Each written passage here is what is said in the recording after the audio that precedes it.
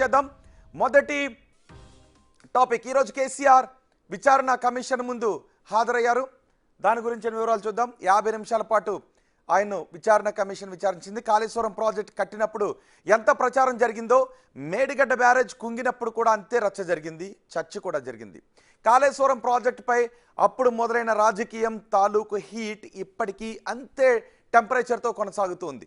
Kaleshwaram project నిర్మాణంలో అవకతవకలు జరిగాయనే విమర్శలు, ఆరోపణలతో కాంగ్రెస్ ప్రభుత్వం జస్టిస్ పిసి ఘోష్ కమిషన్ ఏర్పాటు చేసి అసలు నిజాలేంటో తేల్చాలని నిర్ణయించింది. దీంతో కాళేశ్వరం కమిషన్ ముందు మాజీ ముఖ్యమంత్రి కేసీఆర్ కూడా హాజరు కావాల్సి వచ్చింది. మొత్తానికి కాళేశ్వరం కమిషన్ ఎదుట మాజీ ముఖ్యమంత్రి కేసీఆర్ విచారణ ముగిసింది. ఆయన్ను పిసి ఘోష్ కమిషన్ 50 నిమిషాల పాటు విచారించింది. కాళేశ్వరం ప్రాజెక్టుకు సంబంధించి కీలక ప్రశ్నలు కేసీఆర్ ముందు ఉంచింది. 115వ సాక్షిగా ఆయన్ను కాళేశ్వరం కమిషన్ ఈరోజు విచారించింది.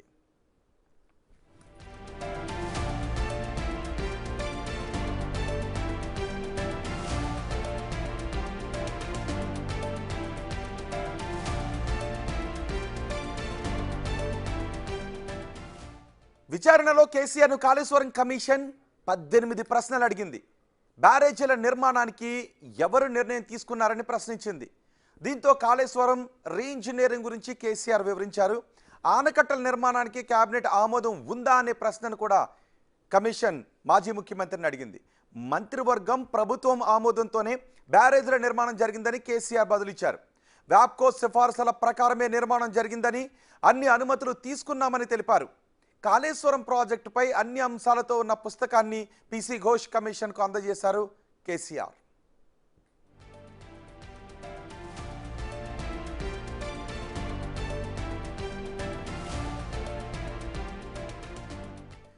ఇక కాళేశ్వరం కార్పొరేషన్ గురించి కూడా కమిషన్ ఆరా తీసింది. కొత్త రాష్ట్రంలో నిధులను దృష్టిలో ఉంచుకొని కార్పొరేషన్ ఏర్పాటు చేసినట్టుగా కేసీఆర్ చెప్పారు. ప్రాజెక్టు వేగంగా పూర్తి చేయడానికే ఈ నిర్ణయాన్ని తీసుకున్నామని వివరించారు కేసీఆర్. ఇక బ్యారేజీల్లో నీటి నిల్వ గురించి కేసీఆర్ను ప్రశ్నించారు జస్టిస్ పిసి ఘోష్. ఎంత నీరు నిల్వ చేయాలి అన్నది ఇంజనీర్లే చూసుకుంటారు అని హరీష్ రావు చెప్పిన సమాధానాన్ని ఇక్కడ కేసీఆర్ కూడా చెప్పారు. బ్యారేజీల నిర్మాణ స్థలం ఎంపిక, మార్పు టెక్నికల్ అంశాలన్నారు. నీటి లభ్యతను దృష్టిలో ఉంచుకుని కాళేశ్వరం ప్రాజెక్టు చేపట్టినట్టుగా తెలిపారు. జియో నెంబర్ 45ను ఆపరేషన్స్ అండ్ మెయింటెనెన్స్ బుక్ను కాళేశ్వరం కమిషన్కు అందజేశారు కేసీఆర్.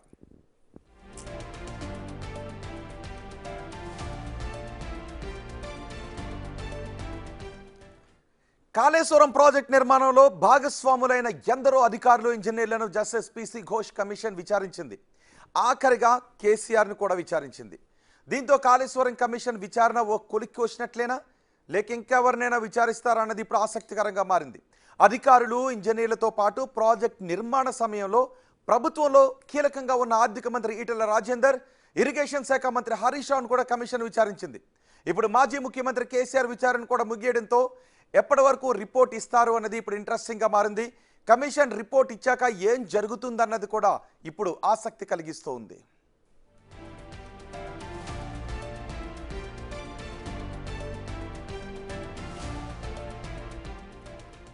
ఈరోజు కేసీఆర్ విచారణ ముగిసిన నేపథ్యంలో కమిషన్ ఇకపై ఏం చేయబోతోంది, ఎప్పటిలోపు రిపోర్ట్ ఇస్తుంది, రిపోర్ట్లో ఏమి ఇస్తుంది, రిపోర్ట్ ఇచ్చిన తర్వాత ఏం జరుగుతుంది, ఇవన్నీ కూడా చాలా ఆసక్తికరంగా మారాయి. వీటిపై మాట్లాడటానికి ఆర్మూరు ఎమ్మెల్యే పైడి రాకేష్ రెడ్డి, బీజేపీ ఎమ్మెల్యే మనకు అందుబాటులో ఉన్నారు. ఆయనతో మాట్లాడదాం. రాకేష్ రెడ్డి గారు నమస్తే. నమస్తే. నమస్తే రాకేష్ రెడ్డి గారు, ఏం జరగబోతోంది? ఇక కేసీఆర్ కమిషన్ ముందు హాజరయ్యారు. అంతా మంత్రివర్గ ఉపసంఘం, ప్రభుత్వం మంత్రివర్గం తీసుకున్న ఆదేశాల మేరకే జరిగింది, నా సొంత నిర్ణయాలు కాదు, అంతా టెక్నికల్ గానే జరిగింది అని కేసీఆర్ చెప్పారు. ఆయన లోపల ఏం చెప్పిండు అనేది పక్కన పెడితే, ఇప్పుడు తెలంగాణ ప్రజల పాలిట ఏదైతే గుదిబండగా అయిందో, కొంగిపోయిన మేడారం కావచ్చు, ఇప్పుడు 2 సంవత్సరాల నుంచి చుక్క నీటి బొట్టు లేకుండా 94,000 కోట్లు ఖర్చు పెట్టి సంవత్సరానికి 10,000 కోట్ల వడ్డీ కట్టుకుంటూ, పవర్ బిల్లు కట్టుకుంటూ, ఎటువంటి తెలంగాణ ప్రజలకు ఎటువంటి ఉపయోగం లేని ఈరోజు ఒక తెల్ల ఏనుగు ఐరావతమైన ఆ ప్రాజెక్టుని దాంట్లో జరిగిన, అంటే ముఖ్యంగా ఏమి చేసినారు పర్మిషన్లతో పాటు ఇవి మీరు గమనించాల్సిన ఇంకా 2-3 విషయాలు ఉన్నాయి. నాసి రకం కట్టడం, 100 సంవత్సరాలు ఉండవలసిన కట్టడం 3 సంవత్సరాలకే కూలిపోవటం, కుంగిపోవటం, మోటార్లు గాలిపోవటం, రెండోది దాంట్లో పనిచేసిన అధికారులు ఒక్కొక్కరింట్లో 2,000 కోట్లు దొరకటం. తెలంగాణ ప్రజలు చాలా తెలుసుకోవాలనుకుంటున్నారు దీంట్లో. పీసీ ఘోష్ గారి కమిషన్ మీద నమ్మకంతో ఉన్నారు, ఒక న్యాయ వ్యవస్థ మీద. కాబట్టి ఓకే, ఆయన మాజీ ముఖ్యమంత్రి గారు ఆ డిజైన్స్ ఆయన ఇంతకుముందు చెప్పిందేమో నేనే డిజైన్ తయారు చేసిన, నేనే మదిలో మొత్తము శోధించి మొత్తం చేశాను అని చెప్పాడు. దానికి వాళ్ళు ప్రశ్నలు అడుగుతారు, మరి ఆయన చెప్పాల్సిన ఏం చెప్పారో అది తర్వాత ఇప్పుడు కమిషన్ తెలుస్తుంది. కానీ తెలంగాణలో ప్రతి గుండె, ప్రతి తెలంగాణ 4 కోట్ల ప్రజలు ఈ కాళేశ్వరం ప్రాజెక్టు నిగ్గు తెలుసాలని కోరుకుంటున్నారు. ఎందుకంటే ఇంతకుముందున్న ముఖ్యమంత్రి గారు కావచ్చు, ఇప్పుడు ఈ మాజీ ముఖ్యమంత్రి, ఇప్పుడున్న ముఖ్యమంత్రి అయితే ఇన్ని వేల కోట్ల అవినీతి జరిగింది, ఇన్ని జరిగింది, మేము రాగానే రకరకాల చర్యలు తీసుకుంటామని మౌనముని. రెండోది ఏంటంటే ఈ కాళేశ్వరం మీద ఇంకా రకరకాల టెక్నికల్ ఇష్యూస్ కావచ్చు, తమిడియట్టి కావచ్చు, ఇక్కడ ఎందుకు డిజైన్ మార్చిండ్రు, ప్లేస్ ఎందుకు మార్చవలసి వచ్చింది, 40,000 కోట్ల ప్రాజెక్టు 1,20,000 కోట్లకి ఎందుకు తీసుకెళ్ళిండ్రు, దీంట్లో ఒకటే లేదండి, చాలా ఉన్నాయి దీంట్లో. మరీ ముఖ్యంగా ఈ కాళేశ్వరం మీద ఎంక్వైరీకి తెలంగాణ సమాజం ఎదురు చూస్తుంది. నా అభిప్రాయం ప్రకారం ఇది ఒక చర్యలు ఎలా ఉండాలంటే, ఇంకా తెలంగాణ భవిష్యత్తులో కూడా ఏ రాజకీయ నాయకులు కావచ్చు అర్హతలు లేకుండా ఇష్టం ఉన్నట్టు మాట్లాడు, 1,000 కోట్ల అధిక వడ్డీలకు అప్పులు తెచ్చుడు, కొత్తగా కార్పొరేషన్లు క్రియేట్ చేసుడు, అనుకుంటేనే వాళ్ళకి అనుకూలంగా తయారు చేసుకోవడం, ఇవన్నీ బయటపడాలంటే ఈరోజు పీసీ ఘోష్ గారే దిక్కు తెలంగాణ ప్రజలకు. ఓకే, కానీ ఇప్పుడు మీ పార్టీలో ఉన్న ఈటెల రాజేందర్ కూడా చెప్పారు అంతా మంత్రివర్గం తీసుకునే నిర్ణయం ప్రకారమే జరిగింది, టెక్నికల్ కమిటీ నివేదిక ప్రకారమే, సబ్ కమిటీ ఇచ్చిన నివేదిక ప్రకారమే, క్యాబినెట్ ఆమోదంతోనే అంతా జరిగింది, ఇందులో ఇక అవినీతి ఎక్కడ జరిగింది, ఒక రకంగా కేసీఆర్ సొంత నిర్ణయం కాదు అన్నట్టుగానే చెప్పారుగా. అవినీతి ఎక్కడ జరిగిందని ఎక్కడ కూడా ఒక కమిషన్ ఎంక్వైరీ చేస్తుంటే అంటే చెప్పలేరు. రెండోది మాజీ ముఖ్యమంత్రి గారు కూడా కొద్దిగా రాజకీయ సభల్లో కాకుండా ఈ దేశంలో ఉన్న న్యాయ వ్యవస్థను గౌరవించి, కమిషన్లను గౌరవించి కొద్దిగా ఇబ్బందికరం పరిస్థితి క్రియేట్ చేయొద్దు శాంతి భద్రతలకు. ఎందుకంటే ఒక సీనియర్ రాజకీయ నాయకుడిగా అన్ని రకాల కూడా అట్లా ఒక బల ప్రదర్శన చేయటము, అధికార వ్యవస్థలను బెదిరించడము, న్యాయ వ్యవస్థను బెదిరించడం అనేది కరెక్ట్ కాదు పెద్ద ఆయనకు, కేసీఆర్ గారికి. అంటే బీఆర్ఎస్ క్యాడర్తో కలిసి రావడం అనేది బెదిరింపులకు దిగిన చర్యగా అనుకుంటున్నారా మీరు? లేకపోతే మాజీ ముఖ్యమంత్రి కాబట్టి, బీఆర్ఎస్ నాయకుడు కాబట్టి, అధినేత కాబట్టి అధినేత కోసం వచ్చిన జనాలుగా చూడాలా? అంటే 2 రకాలుగా చూడాలి. గుడికి వెళ్తున్నామా, బడికి వెళ్తున్నామా, రాజకీయ సభలకు వెళ్తున్నామా, న్యాయ వ్యవస్థ ముంగట నువ్వు ఫాంగుల్యం వేయడానికి వెళ్తున్నావా? సీనియర్ రాజకీయ నాయకుడిగా, రాజకీయాలలో ఉద్దండుడుగా ఇట్లాంటి ప్రవర్తనలకైనా ఈ తెలంగాణలో ఆజ్యం పోయకూడదు. తెలంగాణ శాంతియుతమైన నేల, ఇది ఒక ప్రశాంతంగా అమాయకమైన ప్రాంతం. ఇటువంటి ప్రాంతాలలో మళ్ళీ అట్లాంటి పద్ధతులు పెడితే ఓకే. నిజానికి అది ఏ రాజకీయ పార్టీ నాయకుడైనా, ఈవెన్ బీజేపీ నాయకులైనా ఎప్పుడైనా విచారణకు హాజరు కావాల్సి వచ్చిన సందర్భంలో కూడా అదే జరుగుద్ది. ఓకే, అది టెక్నికల్ అంశం కాదు కాబట్టి మనం పక్కకి తీసేద్దాం. కానీ కాళేశ్వరం ప్రాజెక్ట్ తెలంగాణకు వరప్రదాయిని, ఇప్పటికీ కూడా కాళేశ్వరం ద్వారానే పంటలు పండుతూ ఉన్నాయి, కావాలని కాళేశ్వరాన్ని ఎండగడుతున్నారు అని బీఆర్ఎస్ నాయకులు అంటూ ఉన్నారు. అంటే ఎవరో ఒకరు ఉండాలండి, ఇప్పుడు దీనికి ఎవరో ఒకరు కట్టుబడి ఉండాలి. ఇప్పుడు ఎందుకంటే గౌరవనీయ ఇరిగేషన్ శాఖ మంత్రులు పోయినసారి ప్రెస్ మీట్ పెట్టి కూడా చెప్పారు, 1,53,00,000 టన్నులు తెలంగాణలో మొదటిసారిగా భారతదేశంలో రికార్డు పంటగా పండించినాము, ఒక్క చుక్క నీటి బొట్టు కాళేశ్వరంది వదలకుండా. దాన్ని ఏమంటారు? ఒక్క నీటి బొట్టు లేకుండా, కుంగిపోయిన దాన్ని రిపేర్ చేయకుండా మేము 1,53,00,000 టన్నులు పండించినాము అన్నాడు. అంటే దీన్ని బట్టి అర్థమైంది, కాళేశ్వరము కొందరి జేబులు నింపడానికి, కాంట్రాక్టర్ల జేబులు నింపుకోవడానికి, రాజకీయ నాయకుల జేబులు నింపుకోవడానికి దాని డిజైన్స్ మార్చి, ఒక నిమిషం వినండి మీరు, ప్రాణహిత చేవల డిజైన్ మార్చి వాళ్ళ ఏదైతే ఈ డబ్బుల గురించి, అవినీతి గురించి మార్చిన డిజైన్ అని చెప్తున్నారు కదా, బహిరంగంగా చెప్తున్నారు. ఆయన గౌరవనీయ మంత్రివర్యులు చెప్తున్నారు. కాంట్రాక్టర్ కూడా మీరు చూడండి, మీరు మీడియాలో చూడండి, ఎల్ఎన్టీ మినిస్టర్ రివ్యూ చేసినప్పుడు ఎల్ఎన్టీ వాళ్ళు వచ్చి మాకేం సంబంధం లేదండి, ఫామ్ హౌస్ లో పడుకున్న పెద్ద ఆయన ఎట్లా చెప్తే అట్లా చేసినామని చెప్పారు. డైరెక్ట్ పేపర్లో రివ్యూ, గౌరవనీయ మంత్రివర్యులు స్టేట్మెంట్, అది మాది కాదండి. కానీ ఒకవేళ నిజంగా ఇంజనీర్లు అలా చెప్పారు అంటే ఇంజనీర్లు చెయ్యొచ్చు, అలా చేస్తారా? ఆయన ఒప్పుకున్నాడు కదా, కేసీఆర్ గారు ఒప్పుకున్నారు. ఎవరికి ఎంటిక మందం కూడా, మీరు కావాలంటే వీడియో పెడతాను, ఇప్పుడు వీడియో ఈ సమావేశంలో అందరికీ ఒక వీడియో పెడతాను కేసీఆర్ గారిది. కల్లూరి శ్రీనివాసరెడ్డి ఉన్నారు, ఒకసారి ఆయనతో కూడా మనం మాట్లాడదాం. శ్రీనివాసరెడ్డి గారు, మీరు ఎలా చూస్తారు మొత్తం విచారణను అండ్ బీజేపీ నాయకులు చేస్తున్న ఆరోపణలు, రాకేష్ రెడ్డి చేస్తున్న ఆరోపణలను? న్యాచురల్లీ కాళేశ్వరం అనేది ఒక డిస్ప్యూట్ ప్రాజెక్ట్ అనేది తెలుసు. అది పొలిటికల్ కూడా అది కట్టిన రోజు నుంచే ఈ రోజు వరకు దాని మీద రకరకాల ఆరోపణలు, నిర్మాణ లోపాలు అనేది ఇప్పుడు బయటపడ్డది. కానీ దాని డిజైన్ మీదనే అప్పుడున్న ప్రతిపక్షాలు కూడా అభ్యంతరం చెప్పినాయి. స్వయంగా కేసీఆర్ గారే అసెంబ్లీలో ఒక ప్రెజెంటేషన్ కూడా ఇచ్చిండ్రు. అదంతా మనం చూసినాం. బయట ప్రతిపక్షం ప్రజెంటేషన్ ఇచ్చింది. ఆ రకంగా దీనికి బాగా ఒక పొలిటికల్ ఇష్యూగా మారిన మాట వాస్తవం. రెండోది, ప్రతిపక్షాలు కూడా ఎన్నికల సమయంలో కాళేశ్వరం మాట చెప్పని సభ లేదు. అది కాంగ్రెస్ కావచ్చు, ఈవెన్ బీజేపీ కావచ్చు, ఈవెన్ ప్రధానమంత్రి నరేంద్ర మోడీ కూడా చెప్పిన విషయం మనకు తెలుసు. సో ఇప్పుడు దర్యాప్తు జరుగుతుంది, జ్యుడిషియరీ కమిషన్ దర్యాప్తు అని అంటున్నాం, వాస్తవమే. ఆల్రెడీ ఒక రిపోర్టు ప్రభుత్వానికి, రేవంత్ ప్రభుత్వానికి ఇచ్చేసింది కూడా కమిషన్. అండ్ 2 months మళ్ళా ఎక్స్టెండ్ చేసి 3 పొలిటీషియన్స్ కు నోటీసులు వచ్చినాయి. అయితే ఈ వీటి మీద ఇప్పుడు చెప్తున్న విషయాలు, ఇప్పుడు రాజేందర్ గాని, హరీష్ రావు గాని, కేసీఆర్ గాని అందరి సమాధానాలన్నీ ఒకే సో రకంగా ఒక్క నిమిషం శ్రీనివాసరెడ్డి గారు, ఏదో జరిగిందని మీరు అంటున్నారు సార్. ఫైనల్ గా మనం రాకేష్ రెడ్డి గారితో మనం ఒక వివరణ తీసుకుందాం. రాకేష్ రెడ్డి గారు, నెక్స్ట్ ఏం జరగబోతోందని అనుకుంటున్నారు? కేసీఆర్ విచారణ ముగిసింది కాబట్టి నెక్స్ట్ జరగబోయేది ఏంటి? ఏముంటదండి, తెలంగాణ ప్రజలు కోరుకుంటున్నారు మా భవిష్యత్ తరాల మీద అప్పు తెచ్చి, వేలాది కోట్ల అప్పు తెచ్చి దుర్వినియోగపరిచిన ప్రభుత్వ అధినేతల మీద, కాంట్రాక్టర్ల మీద, ఇంజనీర్ల మీద, దీనిలో పాలు పంచుకున్న ప్రతి ఒక్కరి మీద కమిషన్ నిజ నిజాలను నిగ్గుదేల్చి వాళ్ళందరినీ తిహార్ జైలుకు పంపించాలి. వాళ్ళు కొల్లగొట్టిన డబ్బుని రికవరీ చేసి ఆ ఏదైతే అప్పు తెచ్చారో కాళేశ్వరం కార్పొరేషన్ పెట్టి అప్పును తీర్పాలని తెలంగాణ ప్రజలు కోరుకుంటున్నారు. ఏం కోరుకుంటామండి? వేలాది కోట్లు అవినీతి చేసిన తర్వాత మళ్ళీ అన్ని తూతూ మంత్రంగా ఎంక్వైరీ చేసి అందరూ బాగున్నది అనుకుంటే ఎట్లా? ఇప్పుడున్న ముఖ్యమంత్రి గారు కావచ్చు, లేకపోతే నేషనల్ సేఫ్టీ డ్యామ్ కావచ్చు, ఈరోజు కుంగిపోయిన అంటే రిపోర్ట్ ఎప్పటిలోపు వచ్చే అవకాశం ఉంటుంది అనుకుంటున్నారు? ఈటెల రాజేందర్ త్వరగా ఈ రిపోర్ట్ ను బయట పెట్టాలి అని డిమాండ్ చేస్తున్నారు. ఒక్కటండి, అది ప్రభుత్వం మీద ఆధారపడి ఉన్నది. ప్రభుత్వం కూడా గౌరవనీయ ముఖ్యమంత్రి గారు కూడా ఏదో రకంగా లోపాయి గారి ఒప్పందంగా మాట్లాడుతున్నాడు. మేమేంది, ఇక్కడ ఉన్న తెలంగాణ ప్రజలు కావచ్చు, ఇక్కడున్న ఇంటలెక్చువల్స్ కావచ్చు, దీన్ని సిబిఐ ఎంక్వైరీ ఇవ్వమంటే నేను ఇవ్వను.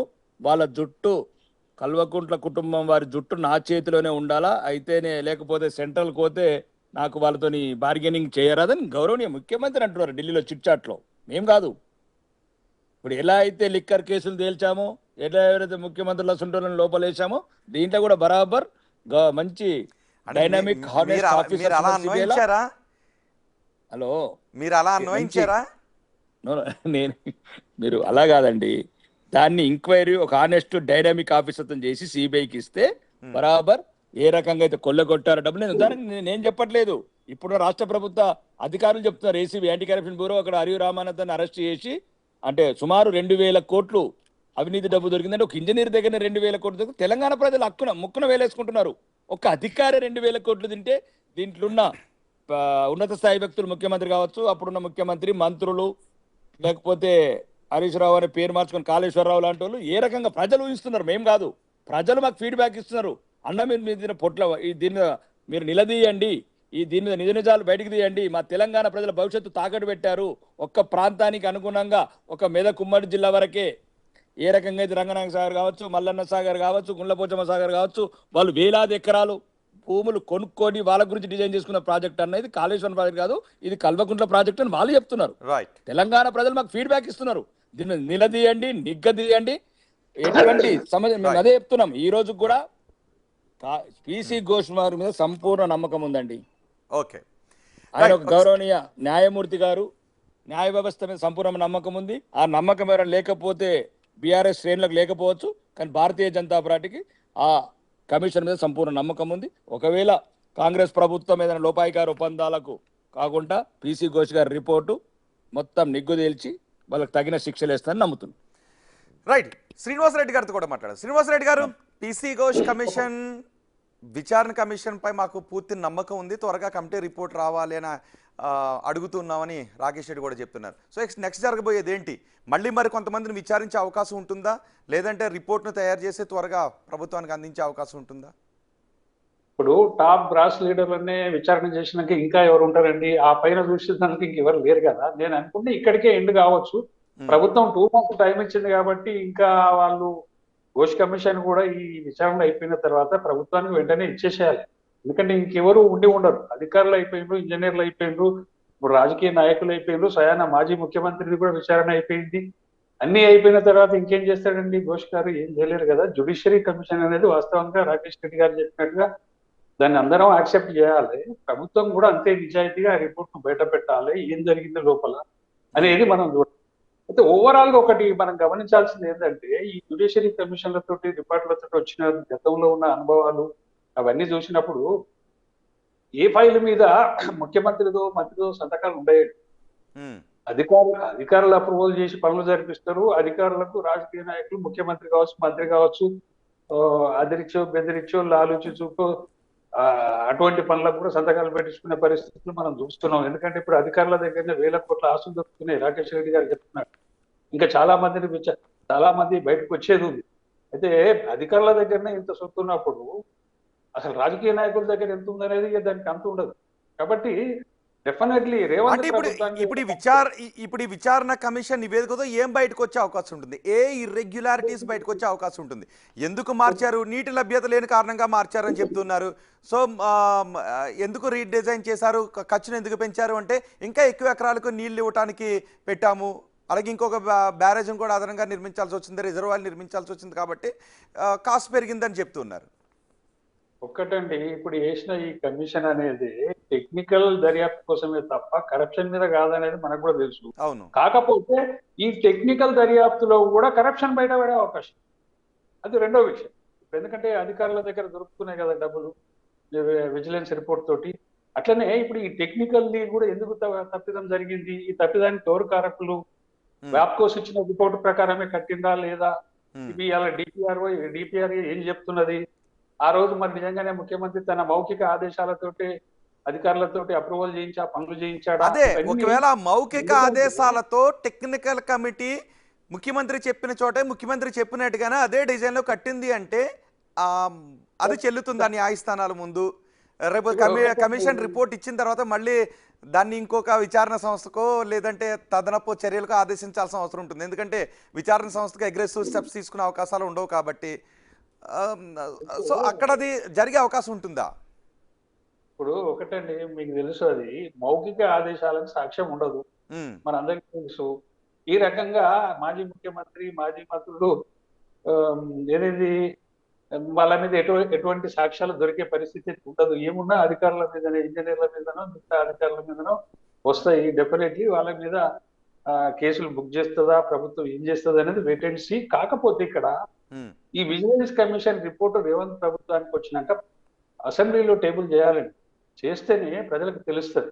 రెండో పాయింట్, ప్రజలకు ఏమున్నది, అధికారులతో పాటు అంతకు మించి రాజకీయ నాయకుల మీద అనుమానాలు. ఎందుకంటే కాళేశ్వరం ప్రాజెక్టు మీద చాలా రకాల ఆరోపణలు వచ్చినాయి మొదటి నుంచి, ఇప్పటికీ కంటిన్యూ అవుతున్నాయి. ఇప్పుడు దర్యాప్తు చేసింది కూడా ఎల్ఎన్టీ కట్టినటువంటి బ్యారేజీల మీదనే తప్ప మెగా కృష్ణారెడ్డి కట్టిన పంప్ హౌస్ల మీదనో, కాలువల మీదనో, మల్లన్న సాగర్ మీదనో, ఇంకోటి కొండపోచమ్మ మీదనో, లేకపోతే కేసీఆర్ ఫామ్ హౌస్ కు పోయిన కాలువ మీదనో జరుగుతలేదు. ఓకే, ఫైనల్ గా ఒకటి చెప్పండి. బీజేపీ నేతలు అంటున్నట్టు కాళేశ్వరం ప్రాజెక్టు వల్ల మొత్తం వృధాయేనా? ఇది తెలంగాణ ప్రజలపైన గుదిబండేనా, లేకపోతే బీఆర్ఎస్ నాయకులు అంటున్నట్టు వరప్రదాయనేనా?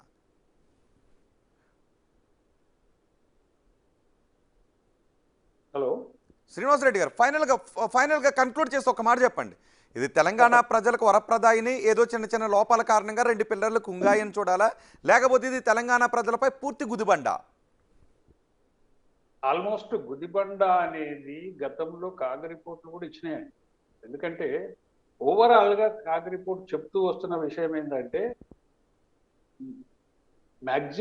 మినిమం బెనిఫిట్ ఎంత అవుతుంది ఆ ప్రాజెక్ట్ తోటి కంపేర్ చేసినప్పుడు, రేషియోలో చూసినప్పుడు 55% మనం ఖర్చు పెడితే 45% మాత్రమే ప్రయోజనం అవుతుంది. గుదిబండనే అవుతుంది కదండి.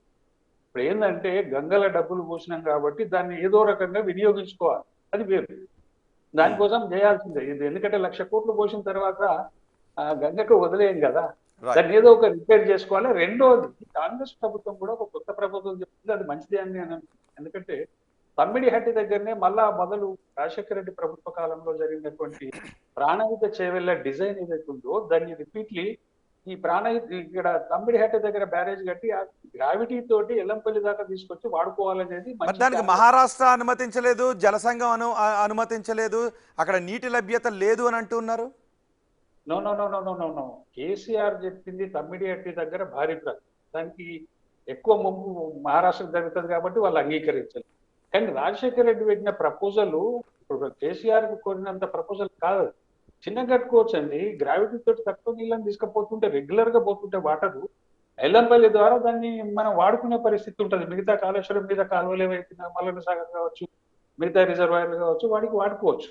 ఇప్పుడు ఈ 3 బ్యారేజీలు అనేది ఒకటండి. ఇక్కడ 3 బ్యారేజీలు అనేది పెద్ద గుదిబండ. ఓకే, అది ఈ బ్యారేజీల వల్ల జరిగే లాభం ఏం లేదు అనేది మనకున్న అభిప్రాయం. రైట్. ఇదే పంప్ హౌజులు సంపౌజులు కూలిపోయింది కదండి. గతంలో 2-3 పంప్ హౌజులు భారీ మన బాహుబలి మూటలు మునిగిపోయినాయి కదా. దాని మీద రేవంత్ ప్రభుత్వం ఎందుకు విచారణ చేయలేదో నాకు అర్థం కాలేదు. ఓన్లీ ఇప్పుడు మేడిగడ్డ పిల్లర్ల మీదనే చేశారు తప్ప మునిగిపోయిన సంపౌజుల మీద కూడా చేయాలి కదా. దాని మీద ఎక్కడ చేయలేదు. అంటే ఓన్లీ ఎల్ఎన్టీ కట్టిన బ్యారేజ్ల మీద తప్ప మిగతా విషయాలను ఎందుకు పట్టించుకుంటలేదు ఈ ప్రభుత్వం కూడా? అన్నిట్లో కరప్షన్ జరిగిందనే అనుమానం ప్రజలకు ఉంది, రాజకీయ ప్రతిపక్షాలకు ఉంది, అందరికి ఉంది. రైట్. అవినీతి ఎక్కడ జరిగినా కూడా ఇప్పుడు ప్రక్షాళన జరుగుతోంది అని ప్రభుత్వం అంటూ ఉంది. అది కాళేశ్వరంతో ఆల్రెడీ మొదలైందని కూడా అంటుంది. చూద్దాం. Thank you very much Srinivas Reddy garu, thank you very much Rakesh Reddy garu. ఈరోజు కాళేశ్వరం కమిషన్ ముందు కేసీఆర్ హాజరైన విషయం గురించి మీ అభిప్రాయాలు తెలియజేయండి.